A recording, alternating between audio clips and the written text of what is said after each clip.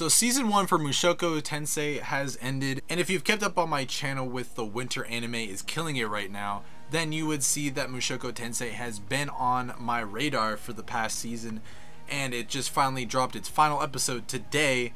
And I want to talk about it because Mushoku Tensei is a really fantastic show, and I'm probably going to do the same video for all the other animes that are about to end this week or the next week. And the first one that has ended is, again, Mushoku Tensei. Mushoku Tensei really caught me off guard because I'm not like a big isekai kind of guy. Like Sword Art Online and all of that, I've heard really bad things about since this genre is filled with a bunch of trash. I just decided to give it a look because I saw many other YouTubers praising it, and it really, again, caught me off guard. I wasn't expecting to like this show as much as I have and did. But starting off with the characters, Rudis is a real scumbag, and in the beginning we see him at his lowest point in his old life, being kind of just a good for nothing kind of individual that was just really trashy. He didn't even visit his family's funeral. He just rather sit and watch, you know, kind of the adult films. And at the end of his life, he decided to save these two teenagers and ultimately kill himself. But that wouldn't be the end of his story, and he is reborn into this new world with a lot of fantasy elements. The story just continues on from there, and his many other quests of the Adventurers Guild, uniting with his new family, and everything with Eris and all of that. And the story itself is not really original, but all the aspects and the character development in it are pretty solid and original. Rudis, again, is he's still a scumbag, but with Rudis having an adult mind and a kid's body, it brings up some different and interesting elements, such as the fact that he is still a major pervert.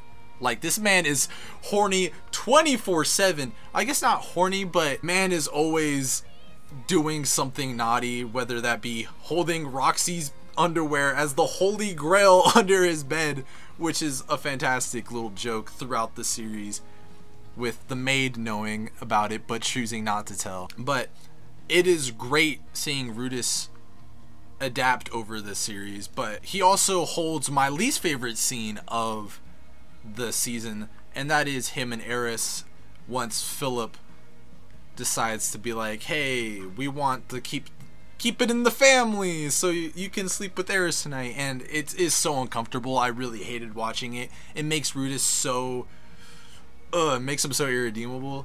But in the finale, and especially I guess like the last 2 episodes or 3, it improves on his character tremendously.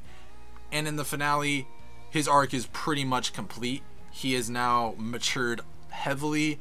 He knows the implication of loss and all of that, and it's really well done. And again, another character that is really well done is Eris. At the beginning, I really didn't care for her. She came off as annoying, and that's just how she was. She would always throw off people that Philip wanted to teach her magic and how to read and write and all that. Later in the show, she grows to really care for Rudis and just develop herself as a strong, independent woman, as cliche as that is. But she grows to be kind of a badass, and her swordplay and trying to learn magic is a really good aspect of the show. And that's just one on top of many other characters that I can go into. There's a lot of scumbaggery in this world, and that's just kind of just how it was, I guess, in medieval times, because men be cheating like it's no business. Like, Rudis' grandfather is up there just slaying poon up in the clock tower. It's like, come on, man. But it kind of reminds me of like this Game of Thrones aspect of just like trying to keep it in the family, all these power struggles, and how the different family branches all act to each other. Because the Grey Rat family branch is pretty indifferent with each other, especially with Paul being Rudis's father and just kind of being a scumbag himself. There's a lot of interesting aspects, but with the animation, my god, this is some of the best fight scenes and just animation in general. The landscapes are well done. Every animation is so fluid. Like, I felt like I was watching a Studio Bones or just like a high quality studio in the works. But I believe this is their first attempt with an animation with this studio. But I don't know if it's like getting people from other studios involved, but for a first time, I believe this is really well done, and they add like this filter to make it like it's almost like it's a pencil on paper.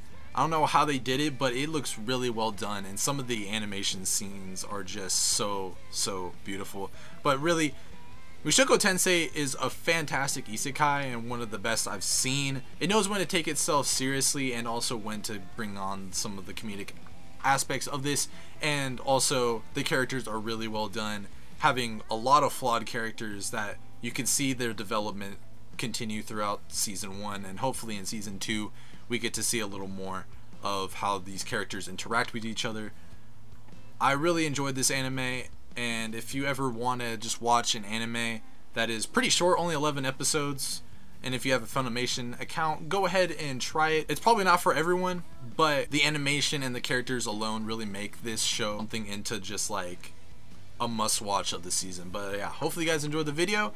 I'm probably again going to be doing this for all the anime ending this week, so hopefully you guys enjoy the video. Always like and subscribe to show your support, and I'll catch you guys on the next episode. So later.